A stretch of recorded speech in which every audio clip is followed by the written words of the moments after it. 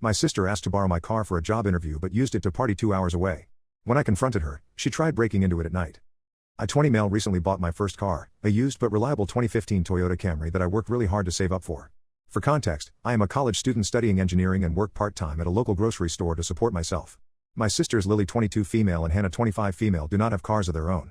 Lily takes public transportation while Hannah mostly relies on her boyfriend Mike 27 male to drive her places. Let me give some background about our family situation. Our parents got divorced when I was 8, Lily was 10, and Hannah was 13. Dad was a heavy drinker and one day just packed his bags and moved to another state. He occasionally sent holiday cards but never paid any child support. Mom had to drop out of nursing school and work multiple jobs to keep food on the table. She worked as a waitress during days and cleaned offices at night. Being the only boy in the family, I always felt responsible for looking out for my sisters even though I was the youngest. Growing up we were really close despite the age gaps. Hannah basically became our second mom while our real mom was away working. She would wake up early to make us breakfast, help with homework, attend our school events, and make sure we got to bed on time. I really looked up to her and tried to help her however I could. Lily was the baby of the family and everyone pampered her, especially Mom. Maybe Mom felt guilty about being absent so much but she would always give in to whatever Lily wanted. If Lily wanted new clothes or the latest phone, Mom would work extra shifts to buy it. Hannah also spoiled her rotten. When Lily got bad grades or got in trouble at school, they would make excuses for her saying she was just stressed because of the divorce. I tried to be stern with Lily sometimes and tell her to be more responsible but she would go crying to Mom and Hannah saying I was being mean to her. They would scold me for not understanding her sensitive nature and I would end up being the bad guy. This pattern continued well into our teenage years and now adult lives too. After high school Hannah started dating Mike. He seemed like a nice guy at first, had a good job in sales, dressed well, took her to fancy places. But slowly we started noticing changes in Hannah. She spent less and less time at home and became totally dependent on Mike. He supposedly had trust issues from his past relationships so he needed to know where she was all the time. He checked her phone, controlled who she talked to, everything. Mom and I tried talking to Hannah about how this was not normal behavior but she would defend Mike saying we did not understand him. She said he took good care of her and we should be happy she found someone who loved her so much. Mike did not like her spending time with us so she gradually drifted away. These days we barely see her except at holiday dinners. Lily on the other hand went to the local community college after high school but dropped out after just one semester. She said college was not for her and she wanted to pursue her dreams of becoming an influencer.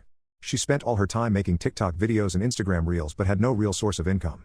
Mom still paid her phone bill and gave her spending money hoping it was just a phase she would grow out of. Meanwhile I worked hard through high school, got decent grades and a partial scholarship to the state university. I also started working part-time at the grocery store to save money. My old bicycle finally gave up last year and I knew I needed reliable transportation to get between college, work and home. After 2 years of saving every penny and eating nothing but ramen noodles, I was finally able to buy a decent used car. Nothing fancy but it got me where I needed to go. I felt proud that I could finally buy something substantial on my own without asking Mom for help. The problem started almost immediately after I got the car. Hannah would ask to borrow it claiming Mike was busy with work and she needed to run important errands. But she would return it with an almost empty tank every single time. When I brought this up she got defensive saying I was being petty about gas money when she had done so much for me growing up. She said a good brother would be happy to help his sister without counting pennies. Lily was even worse with the car. She would beg to borrow it for quick grocery runs but then use it to meet her friends or go to parties. She would not answer my calls or texts asking when she would return. Once I had an important early morning exam but she had the car and was not picking up her phone. I had to wake Mom up at 5 a.m. to drive me to college. Mom scolded her later but Lily just brushed it off saying I should have reminded her about my exam the night before. The final straw was last week when Lily asked to borrow the car saying she had a job interview at a marketing agency. I felt bad saying no since it seemed like she was finally trying to do something productive with her life. She promised to return within 2 hours and even showed me the email confirmation for the interview. Later that evening I was scrolling through Instagram and saw her story showing her at a beach party nearly 2 hours away from our city. She was clearly drunk and dancing with her friends. I called her multiple times but she did not pick up. She finally showed up next morning, hungover and unapologetic. When I confronted her about lying about the interview, she casually said it got cancelled last minute and her friends invited her to this awesome party. She did not tell me because she knew I would say no. She said I needed to loosen up and stop being so uptight about the car. I lost my temper and told her she could never borrow my car again. I was done being taken advantage of by both my sisters. Lily started crying and called Mom saying I was being cruel to her. Hannah took Lily's side as usual and said I was acting superior just because I had a car now. She brought up again how she had taken care of us growing up and this is how I repay her kindness. Mom also said I should be more understanding since they are my sisters and family needs to support each other. But I refused to back down this time. I told them my car is off limits for everyone unless there is a real emergency like a hospital visit. They are all giving me silent treatment now and complaining to relatives about what a terrible selfish brother I am. Mom keeps telling me to apologize and make peace but I do not think I did anything wrong. Aita for finally putting my foot down? Update 1. It has been 2 weeks since my last post. Thank you everyone for your supportive comments and messages. A lot has happened since then that I need to get off my chest. The day after I posted, I went to my car for my morning classes and discovered multiple deep scratches all along both sides. They definitely were not there before and looked deliberate, made with keys or something sharp. There were also crude words scratched into the hood. It would cost at least $500 to fix just the paint job. I immediately confronted both my sisters, but they acted completely clueless. Lily suggested it probably happened in the college parking lot and said I should be more careful where I park. Hannah got defensive and said I was paranoid and looking for reasons to blame them. She said I was becoming obsessed with the car and needed to get my priorities straight. I did not have solid proof it was them, but I knew in my gut they were lying. That same day I went and installed a dash cam with motion sensors and night vision. I also started parking in a different spot down the street where I could see my car from my bedroom window. I even got a steering wheel lock just to be safe. A few days later, Mom called a family meeting to resolve what she called the car situation.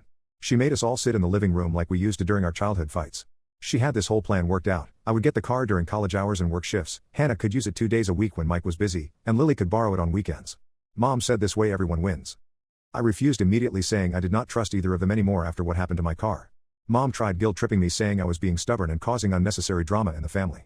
This led to a huge fight where everything came pouring out. Hannah suddenly broke down crying, which was very unlike her. She revealed that Mike had become extremely controlling over the past year. Apparently he sold her car last year without even asking her, claiming they only needed one vehicle and it would save money. But really it was so she would be completely dependent on him for transportation. She said he tracks her phone GPS and questions her for hours if she goes anywhere without telling him first.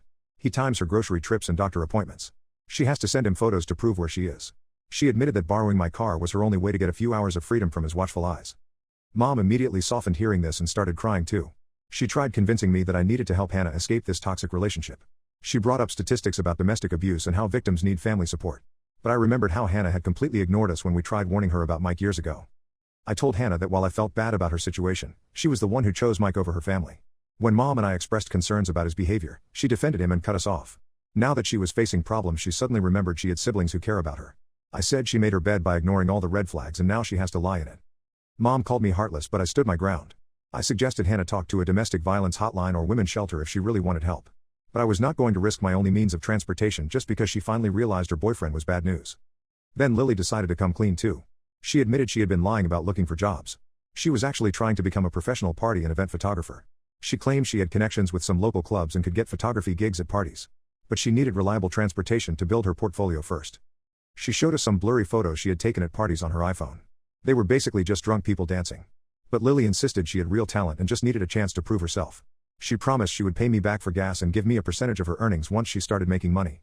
I could not help laughing at how delusional she sounded.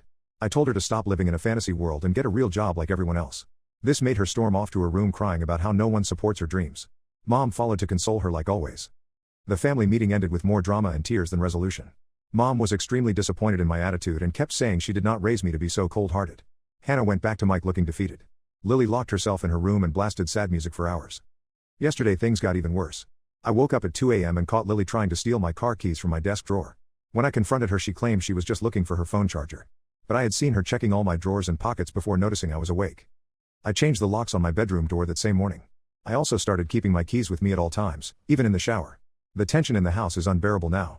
Mom barely speaks to me except to say I'm breaking up the family with my selfishness. Hannah has not contacted us for days. Part of me feels guilty for being so harsh with my sisters. But another part knows I am right to protect myself and my property from their manipulation. At least now I know the truth about their intentions. I am thinking of moving out and getting my own place, even if it means taking a second job to afford rent. Update 2. It has been over a month now and things have gotten much worse than I could have imagined. The dash cam footage I installed showed Lily sneaking out to my car multiple times at night. She would try different ways to break in, using coat hangers through the window, attempting to pick the locks, even trying to hotwire it once while watching YouTube tutorials on her phone. When I showed these videos to Mom, she finally realized I was not making things up about Lily. The look of disappointment on her face was heartbreaking. She kept rewatching the footage, especially the part where Lily almost damaged the engine trying to hotwire it. Mom admitted that maybe she had been too soft on Lily all these years. But before Mom could confront Lily about her behavior, Hannah suddenly showed up at our house at midnight. Her face was bruised and she was shaking badly. She broke down and told us everything. The controlling behavior from Mike had escalated to physical abuse. He had been hitting her for months, but this time he went too far because she was 10 minutes late coming home from grocery shopping. Then Hannah revealed something that shocked us even more. She admitted she was the one who had asked Lily to steal my car keys that night I caught her in my room. She had been planning to escape to a women's shelter 2 towns over but was too scared to ask for help directly. Mike checked her phone regularly and monitored all her conversations, so she could not risk him finding out. She showed us her arms covered in bruises and a broken rib that had not healed properly because Mike would not let her see a doctor. She had been wearing long sleeves and avoiding family gatherings to hide the abuse. Every time she tried to leave, Mike would threaten to hurt her or himself. All my anger melted away hearing this. I hugged my sister and told her she could have just told me the truth. I would have helped her escape without hesitation. We stayed up all night making plans. Mom called her friend who volunteers at a domestic violence shelter. They had a spot available for Hannah. Early next morning while Mike was away on a business trip, Mom and I helped Hannah pack her essential belongings. We had to be careful not to take too much at once so Mike would not notice things missing when he returned. Hannah left her phone behind since Mike could track it. Mom decided to stay at the shelter with Hannah for a few days to help her settle in. However, Lily saw this emotional situation as an opportunity. She told Mom she was traumatized after seeing Hannah's condition and needed to get away for a while to clear her head. She said seeing her sister's bruises brought back painful memories of our parents fighting before their divorce. Mom was emotionally drained from Hannah's situation and wanted to avoid more drama. She gave Lily some money for a bus ticket to visit our aunt in the next state. She thought a few weeks away from home would help Lily gain perspective and maybe become more responsible. But Lily had other plans. While I was sleeping that night, she somehow managed to find where I had hidden my spare car key. She took my car and left just a note saying sorry but she really needed it. She wrote that she would call once she reached somewhere safe. It has been 3 days now and we have no idea where Lily is. Her phone goes straight to voicemail and she has not posted anything on social media, which is very unlike her. Mom came back from the shelter after making sure Hannah was safe, and now she is worried sick about Lily too. I filed a police report for my stolen car but they were not very helpful. They said since Lily is family and had access to the house and keys before, it is a civil matter rather than theft. They told me to try resolving it within the family first. One officer even suggested I was overreacting since she left a note promising to return. I tried calling all of Lily's friends but none of them know where she went. Or maybe they are covering for her. Mom is blaming herself for giving Lily money instead of getting her professional help like Hannah. She keeps saying she failed both her daughters by not seeing the signs earlier. I am updating here hoping someone might have seen my car. It is a gray 2015 Toyota Camry with a small dent on the rear bumper from when Hannah backed into a pole last month. The license plate is ABC 123. Last seen in the downtown area heading south on Highway 95. Please contact me if you spot it anywhere. Update 3. This will be my final update on this crazy situation. After 2 weeks of desperate searching and sharing posts online, we finally found Lily. She had driven all the way to Los Angeles chasing her dreams of becoming an influencer. She apparently had some online friends there who promised to help her start a modeling career. These friends turned out to be scammers who took what little money she had and disappeared. She ended up sleeping in my car for several days, too embarrassed to call home. When she finally ran out of gas and could not even afford food anymore, she broke down and called Mom crying to come get her. Mom immediately bought a plane ticket to LA and flew out to get her.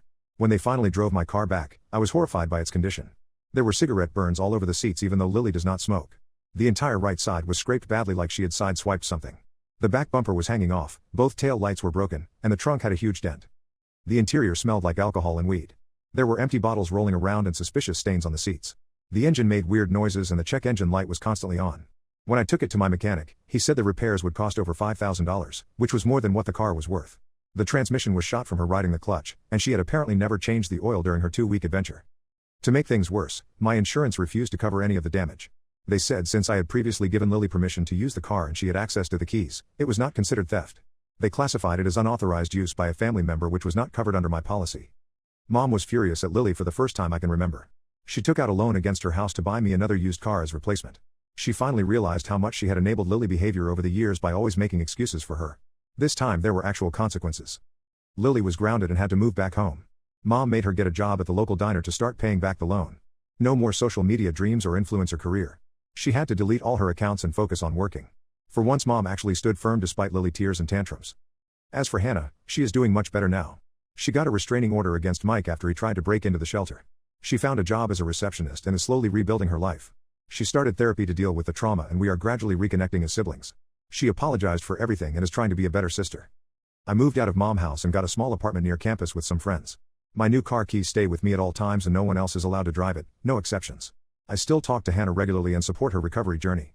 But I keep very minimal contact with Lily. Some trust once broken cannot be rebuilt. Mom understood why I needed space and stopped pushing me to forgive Lily. She visits me sometimes and we are slowly healing our relationship too. At least this whole mess brought some positive changes in our family dynamics. We all learned hard lessons about enabling bad behavior and setting proper boundaries. Looking back at my original post asking if I was wrong for not sharing my car, I realize now I should have trusted my instincts sooner. Sometimes being firm and saying no to family is necessary, even if it hurts in the moment. I have no regrets about standing my ground.